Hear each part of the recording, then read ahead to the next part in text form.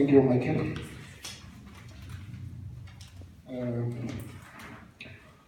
We are 5 in the group. We are 6, correction. The name of our group is Cultural Heritage Revival. We opted for this name because, as we know, September is a Heritage Month. So we saw a need for us to revive our knowledge and the practice of our cultures. So let me go through the group names.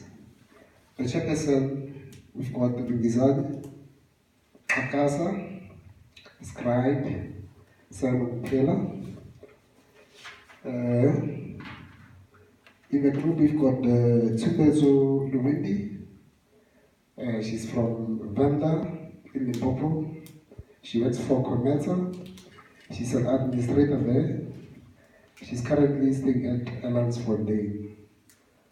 The second member, myself, from Limpopo, Jean Fez, working for the Department of Education in Limpopo, a teacher, and I'm staying at Jean Fez in a village called Muripan. The third member, we've got Bungizani Twakaza. He's from KZN. He works for a company called Luxa. Position is a finance officer, yes, and he's staying at Winchester Hills. The fourth member, Franz Rambutla, from Limpopo. He works for the Department of Social Development in Gauteng. He's a director there, and he stays at Tembisa. We've got the fifth member, Tabise Bajani, Limpopo University. She's a student at UJ, actually a second-year student at UJ, and she stayed at Melville, Auckland Park. The last member, we've got Mr. Babela.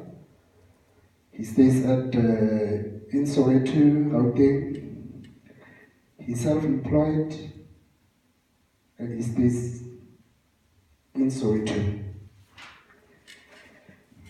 In our group, we tackled only the 2 questions, question 3 and 4, and this was our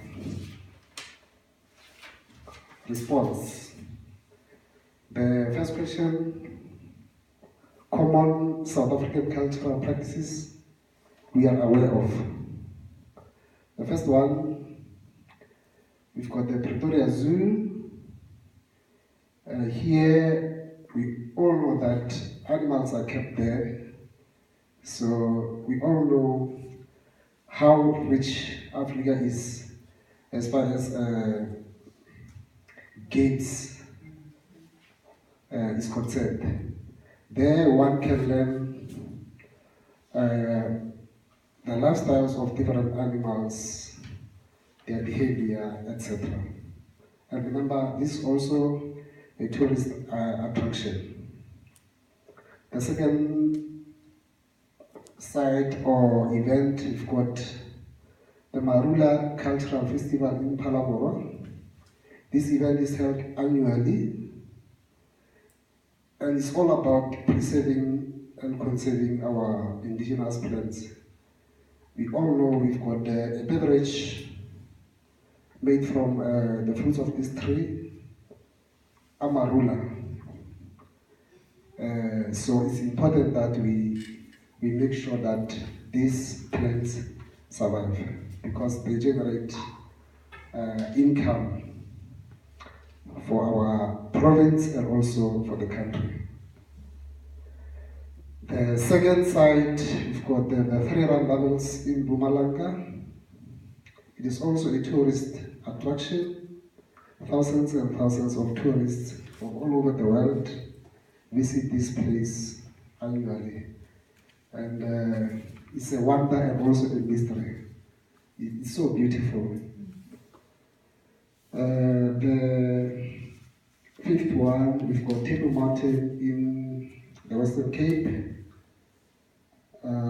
You'll remember that at one stage, this site was nominated amongst the top 7 wonders of the world, if I'm not mistaken. So it's so beautiful. If you visit there, you will see how beautiful the place is. The sixth one, we've got the Mangaung Cultural Festival. This also it is significant for us because it promotes unity and social cohesion in our country. And also people benefit economically because during those few days, people make money by selling their wares there. We also have the Cradle of the Womankind in Krugersdorp, Gauteng. This one teaches us about the evolution of man. You remember that many fossils were discovered there. Right. Then we move to the last question. How can one promote social cohesion in our society? Number one, through sports, arts and culture. Already this is in place. Our job is just to intensify our sporting codes to be inclusive. Here we talk about transformation. And again, we need to create events that will bring together different cultural groups. And again, we must come up with policies that promotes non-racism. And lastly, to support our faith-based structures, especially in particular churches, to promote moral regeneration. Thank you.